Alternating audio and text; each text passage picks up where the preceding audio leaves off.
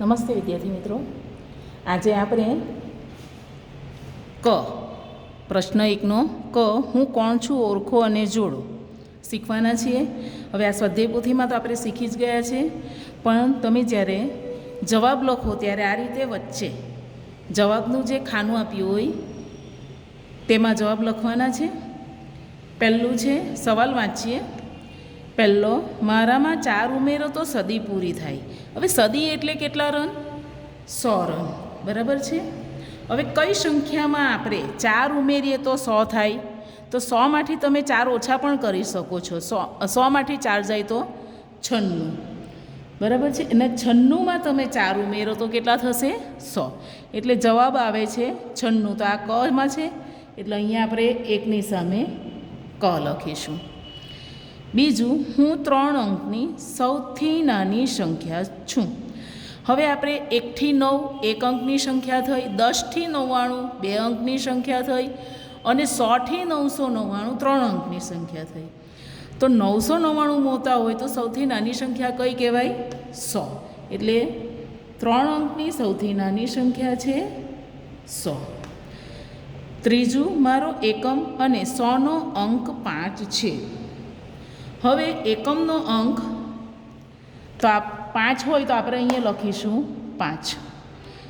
દશકનો નથી આપ્યો, 100નો છે તો આપણે 100ના સ્થાનમાં લખીશું, અને દશકમાં આપણે લખીશું 0. કોઈ અંક નથી આપ્યો એટલે 0. તો કઈ સંખ્યા બની? 505. તો એ કયું છે? ક. અહીંયા આવશે, છે અહીંયા, તો અહીંયા આપણે લખીશું અ. હું 50ની 5 નોટ બરાબર છું. તો 50ની 1 નોટ એટલે 50 રૂપિયા, 2 નોટ હોય તો 100 રૂપિયા, 3 નોટ હોય તો 150 રૂપિયા, 4 નોટ હોય તો 200 રૂપિયા, અને 5 નોટ હોય તો 250 રૂપિયા. એટલે અહીંયા આવશે 250. આ અ, બ, ક, દ એ પ્રમાણે આપેલ છે. તમને પરીક્ષામાં ક, ખ, ગ, ઘ પણ પૂછાશે, અથવા ABCD પણ લખેલું હશે. તમારે ફક્ત અહીંયા જવાબ સાચા લખવાના રહેશે. પ્રશ્ન 2નો અ, લંબગોળનો કાર્ડ છે એટલે 100, ચોરસ છે એટલે 10, અને ત્રિકોણનો કાર્ડ એટલે 1નો ઉપયોગ કરી સંખ્યાનો વિસ્તાર કરો. હવે અહીંયા પહેલી સંખ્યા છે 345. તો 345માં 100 કેટલા છે? 3 છે. એટલે આપણે કેટલા લંબગોળ બનાવવાના છે? 3. આ 1 2 3 એટલે 300 થઈ ગયા. દશકમાં કેટલા છે? 4. એટલે આપણે કેટલા? જો આ ચોરસ છે તો આપણે 4 બનાવીશું દશક. આ 1 વખત દશક, બીજો દશક, ત્રીજો દશક, ચોથો દશક. તો 40 થઈ ગયા 4 દશક એટલે. હવે એકમમાં કેટલા છે?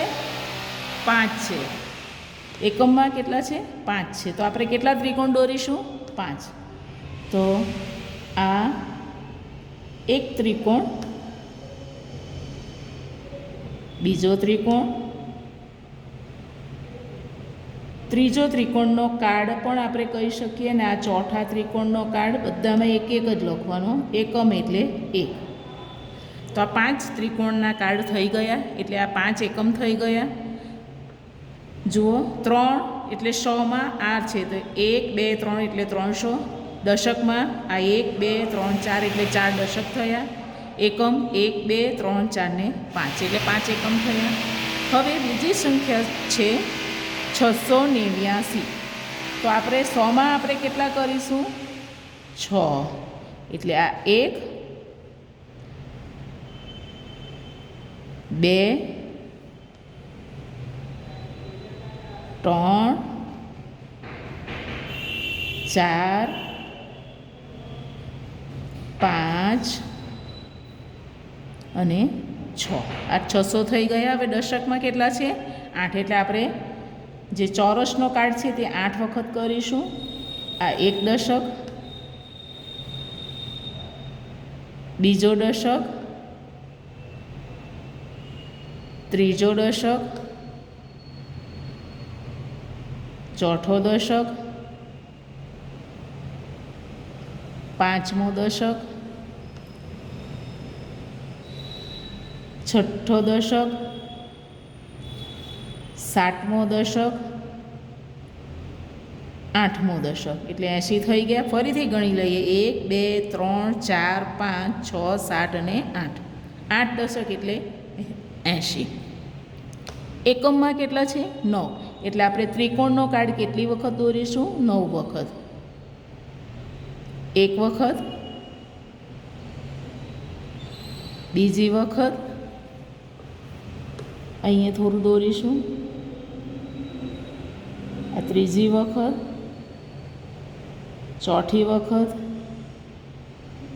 પાંચમી વખત, છઠ્ઠી વખત, સાતમી વખત, આઠમી વખત અને નવમી વખત. ફરીથી આપણે એકમ ગણી લઈએ. 1 2 3 4 5 6 7 8 9.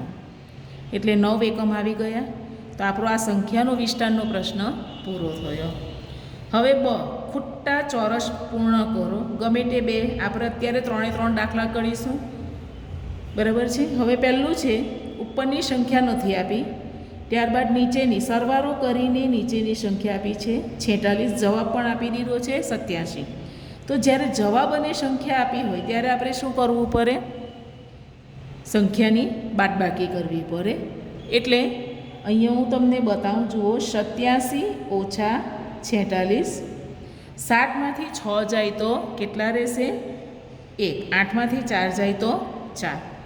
જુઓ, ફરીથી કહું છું, આ જે જવાબ આપેલો છે એમાંથી આ સંખ્યા બાદ કરવાની છે એટલે આપણને ઉપરની સંખ્યા મળશે. હવે આ જે સંખ્યા છે એને આપણે અહીંયા ઉપર લખીશું 41. હવે દાખલો સાચો છે કે ખોટો ચેક કરી લઈએ. 1 ને 6 કેટલા થશે? 7. 4 ને 4 કેટલા થાય? 8. એટલે આપણો દાખલો સાચો છે. હવે બીજો દાખલો જોઈએ. 3 અંક આપેલા છે, સરવાળાની નિશાન અને નીચેની સંખ્યા શોધવાની છે. હવે નીચેની સંખ્યા શોધવી હોય ત્યારે પણ તમે બાદબાકી કરી શકો છો. તો આપણે 250 જવાબ પહેલાં લખી દેવાનો ને જે સવાલની સંખ્યા છે એ લખીને બાદબાકી કરીશું. બરાબર છે. હવે એકમથી આપણે દાખલાની શરૂઆત કરીએ. શૂન્યમાંથી 3 જશે નહીં જાય એટલે આપણે દશક લેવો પડે. તો 5 પાસે દશક લેતા કેટલા રહેશે? 4. હવે શૂન્યની ઉપર આવ્યો દશક એટલે કે એકમ ઉપર દશક આવી ગયો. 10માંથી 3 જાય તો કેટલા રહેશે? ગણતરી કરો. 10 કરીને 3 જાય તો કેટલા રહેશે? 60. હવે દશકનું સ્થાન જોઈએ. 4માંથી 1 જાય તો કેટલા રહેશે?